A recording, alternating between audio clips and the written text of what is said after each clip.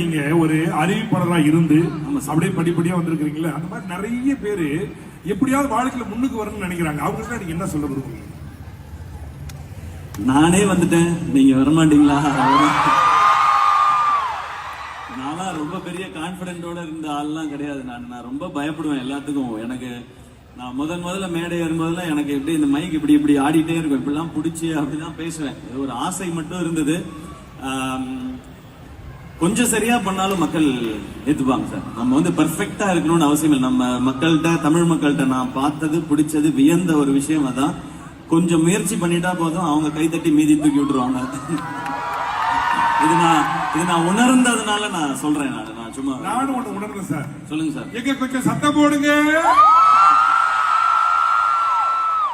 சரி, இப்ப இந்த படத்தை கமல் சார் தான் வந்து தயாரிச்சார் சொன்னீங்க. ஆமா சார். அவர் இந்த நிகழ்ச்சிக்கு வர முடியல. ஓகே. அப்படி வந்துட்டாரு. ஓ, நீங்க எங்க வர்றீங்கன்னு எனக்கு புரியுது சார். ஓகே. வந்துட்டாருன்னா என்ன சொல்லுவாரு? அஜிஜோ சார், முன்னாடி வந்து நான் தூரத்துல இருந்து பார்த்ததுனால அப்படியே பேசிட்டேன். இப்ப என்னுடைய தயாரிப்பாளர் வேற. ஆமா சார், இது வந்து அவங்க கேட்டதுக்காக தான் சார். நீங்க ஏதாவது பார்த்துட்டு இருப்பீங்க சார். இப்ப யூஎஸ்ல இருக்காங்கன்னு நினைக்கிறேன். இப்ப பார்த்துட்டு இருப்பாங்க. அனைவருக்கும் நான் வர முடியவில்லை என்றாலும் என்னுடைய படத்தின் குழு இங்கே இருக்கிறது. எனக்கு தந்த ஆதரவு இந்த படத்திற்கும் தருவீர்கள் என்று நான் நம்புகிறேன். நன்றி. ரொம்ப நன்றி. உங்களோடதுக்கு நிறைய விஷயங்களை சொல்லியிருக்கிறீங்க. நீங்க நல்லா டான்ஸ் பண்ணுவீங்க. இப்படிதான் ஆரம்பிச்சீங்க.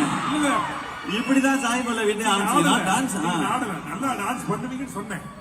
அவங்க டான்ஸ் பண்ணிட்டாங்க, அதனால நீங்க டான்ஸ் பண்ணக்கூடாது. Thank you sir. ஆனா பாடலாம் சார்.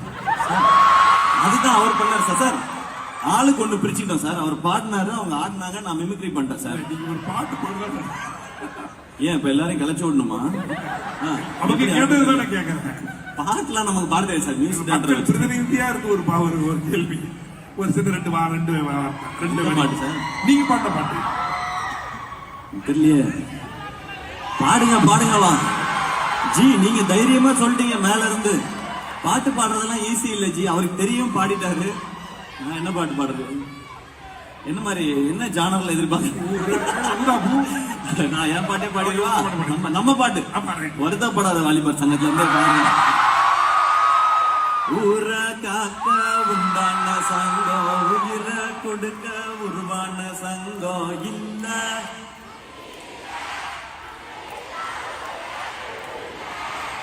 வருத்தப்படாத. சூப்பர். பாதி நான் பாடினா மீதி அவங்க பாடிடுறாங்க.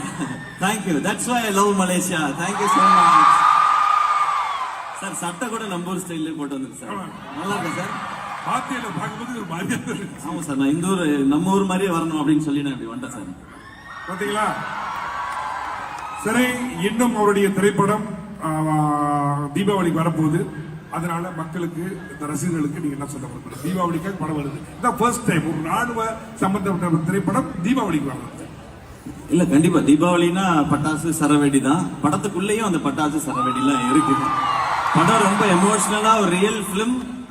அது கூட இந்த நீங்க நல்ல சாலிட் ஒரு ப்ராப்பர் ஆக்ஷனும் படத்துக்குள்ள இருக்கு. அதை என்ஜாய் பண்ணலாம். இன்னொரு கேள்வி இது வரைக்கும் நீங்க வந்து ரொம்ப ஜாலியான திரைப்படம், காமெடி கலந்த திரைப்படம் இப்படிலாம் வந்தீங்க.